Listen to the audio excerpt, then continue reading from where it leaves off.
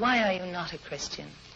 Because I see no evidence whatever for any of the Christian dogmas. I've examined all the stock arguments in favor of the existence of God, and none of them seem to me to be logically valid. Do you think there's a practical reason for having a religious belief for many people? Well, there can't be a practical reason for believing what isn't true. That's quite, at least I rule it out as impossible. Either the thing is true or it isn't. If it is true, you should believe it, and if it isn't, you shouldn't. And if you can't find out whether it's true or whether it isn't, you should suspend judgment. But you can't, it seems to me, a fundamental dishonesty and a fundamental treachery to intellectual integrity to hold a belief because you think it's useful and not because you think it's true.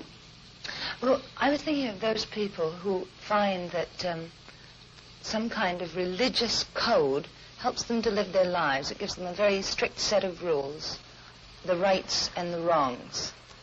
Yes, but you know, those rules are generally quite mistaken. A great many of them do more harm than good.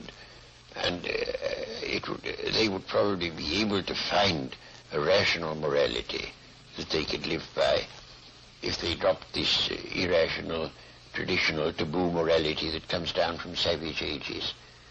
But are we, perhaps the ordinary person, perhaps isn't strong enough to find this own personal ethic?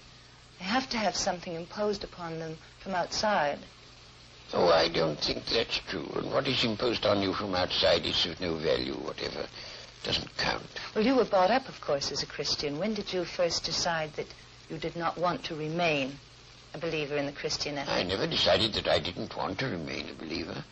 I decided between the ages of 15 and 18, I spent almost all my spare time thinking about Christian dogmas and trying to find out whether there was any reason to believe them.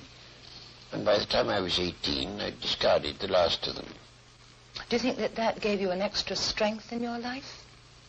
Oh, I don't know. No, I shouldn't have said so. Neither extra strength nor the opposite. I mean, I was just engaged in the pursuit of knowledge.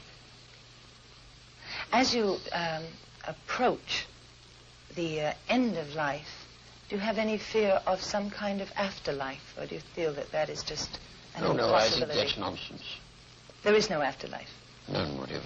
Do you have any fear of something that is common amongst atheists and agnostics who have been atheists or agnostics all their lives, who are converted just before they die to a form of religion?